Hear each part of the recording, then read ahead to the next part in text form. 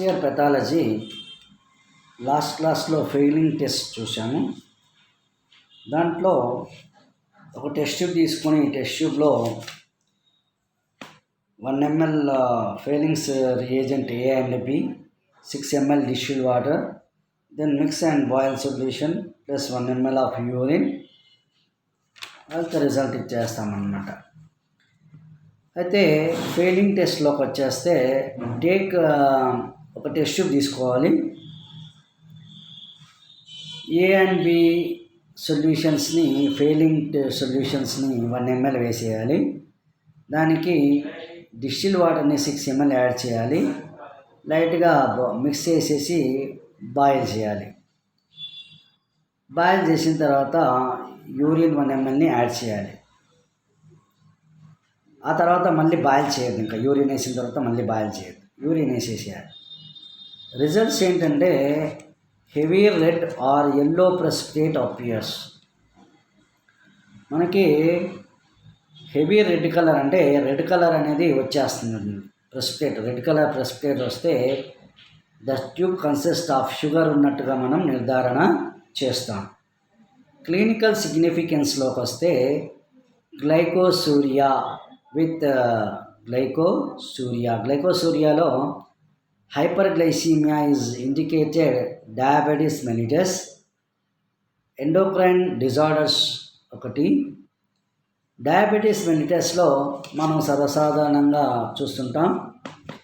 ఖచ్చితంగా వీళ్ళకి ఇంకా షుగర్ గ్లూకోసూరియా ఉన్నట్టుగా మనం నిర్ధారణ చేస్తాం. That patient is known as diabetes, suffering from diabetes mellitus. రెండోది ఎండోక్రైన్ డిజార్డర్స్ మీన్స్ థైరాయిడ్ లోపం వల్ల కావచ్చు, లేదంటే కిడ్నీ ప్రాబ్లం వల్ల కూడా ఈ యొక్క షుగర్స్ అనేవి ఎక్కువగా రావడానికి అవకాశం అనేది ఉంటుంది. మూడోది ఏంటంటే ప్యాంక్రియాటిక్ డిజార్డర్స్.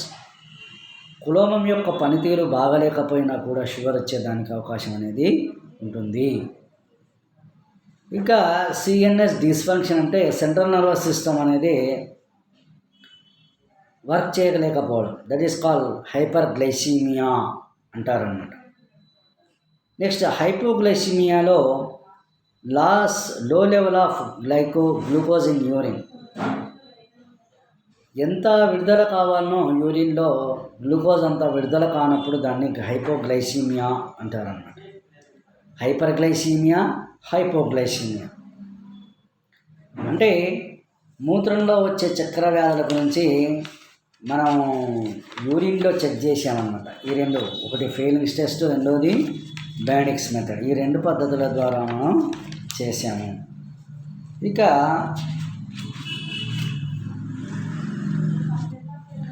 నెక్స్ట్ వచ్చేసి యూరిన్ ప్రోటీన్. ఫస్ట్లో యూరిన్ ఇన్ కార్బోహైడ్రేట్స్. గ్లూకోజ్ అంటే కార్బోహైడ్రేటే కదా. కార్బోహైడ్రేట్స్ అంటే చక్కెరలో ఉన్నాయా లేదా నిర్ధారణ చేశాం. మరి యూరిన్ ప్రోటీన్లో qualitative estimation of protein in urine. Write the procedure for determination of protein.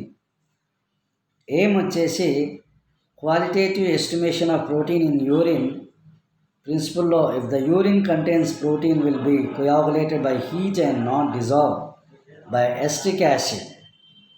Method boiling and acetic acid test. Reagent 3% acetic acid. Specimen urine sample. Requirements test tube holder కావాలి, test tube కావాలి, బున్సన్ burner కావాలి, ఆ spirit lamp కావాలి. ఇక ప్రొసీజర్లోకి వెళ్తే ఒక test tube తీసుకోవాలి.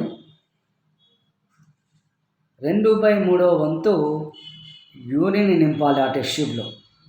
నింపిన తర్వాత యూరిన్ యొక్క పై భాగం upper portion, heat the upper portion of the urine until it just starts boiling. Urine యొక్క పై భాగాన్ని లైట్గా వేడి చేయాలి.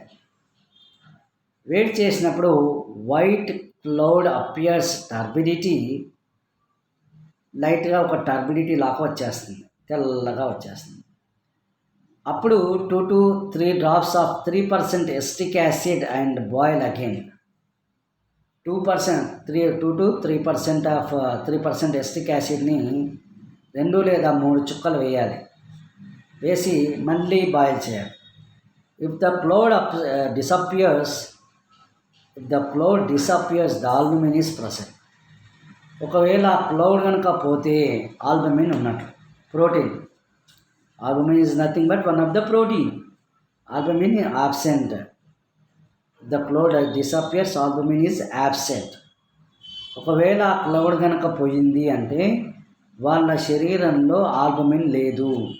The cloud was due to carbonate or phosphate. If the cloud persist it indicates presence of albumin.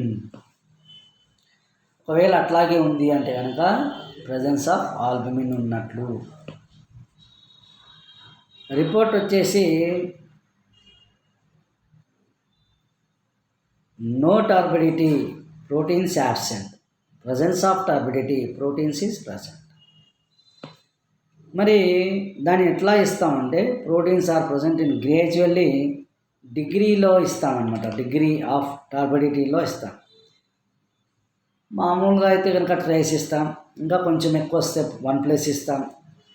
ఇంకా కొంచెం ఎక్కువ వస్తే 2+ ఇస్తాం. ఇంకా కొంచెం ఎక్కువ వస్తే 3+ ఇస్తాం. ఇంకా కొంచెం ఎక్కువ వస్తే 3+ కూడా ఇస్తాం. ఆ తర్వాత 4+ కూడా ఇస్తాం అన్నమాట. ఇక క్లినికల్ సిగ్నిఫికెన్స్లోకి వస్తే the presence of protein in urine is called as proteinuria. This condition is known as pyelonephritis and renal tubular. అయితే ఒక్కొక్క టెస్ట్లో మనకి దీంట్లో ఈ టెస్ట్లో ఏం సింపుల్ ఉందన్నమాట. ఒక టెస్ట్ ట్యూబ్ తీసుకోవాలి, 2/3 యూరిన్ శాంపుల్ వేయాలి. శాంపుల్ యొక్క పై భాగాన్ని లైట్గా వేడి చేయాలి. వేడి చేసిన తర్వాత మనకి ఒక టర్బిడిటీ మాదిరి వస్తుంది.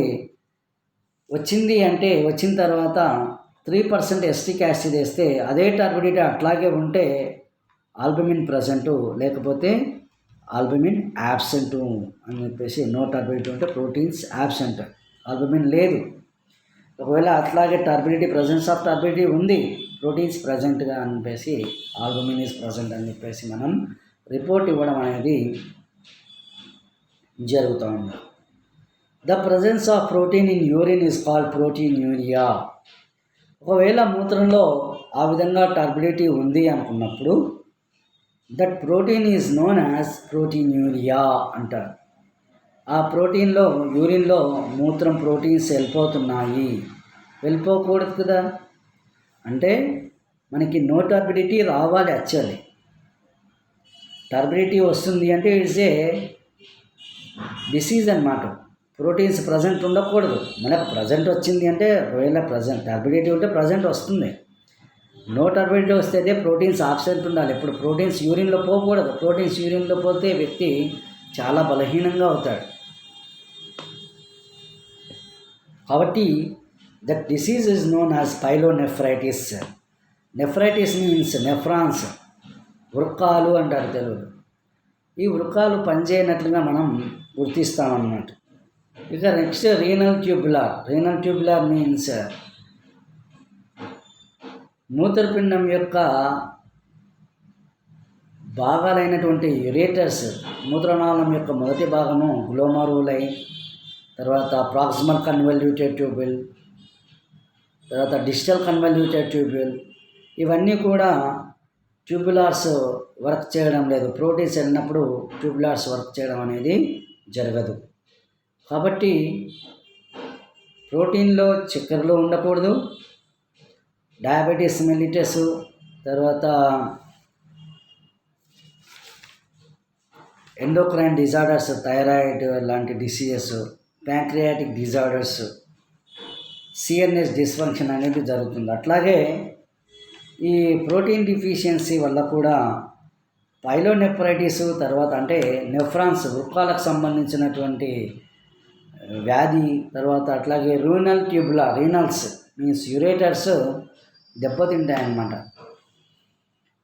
మూత్రపిండాల్లో రాళ్ళు ఏర్పడడం, లేదంటే మూత్రాన్ని సరిగ్గా ఫిల్టరేషన్ చేయకపోవడం, లేదంటే మూత్రం చాలా పసుపచ్చగా రావడం, యాక్చువల్గా ఎల్లో కలర్లో ఉండాలి, అట్లాంటిది రెడ్ కలర్లోకి రావడం, ఇలాంటివన్నీ జరుగుతూ ఉంటాయన్నమాట. ఇది మన ప్రోటీన్ డిటెక్షన్ టెస్ట్లు. నెక్స్ట్ క్లాస్లో write the procedure for collection of estimation of 24 hours urine sample. How to get in 24 hours urine శాంపుల్ని ఎందుకు తీసుకోవాలి, ప్లస్ తీసుకున్న తర్వాత ఏ టెస్ట్ చేయాలనేది మనం 24 hours urine sample important question అన్నమాట. So continuation with next class. Thank you all.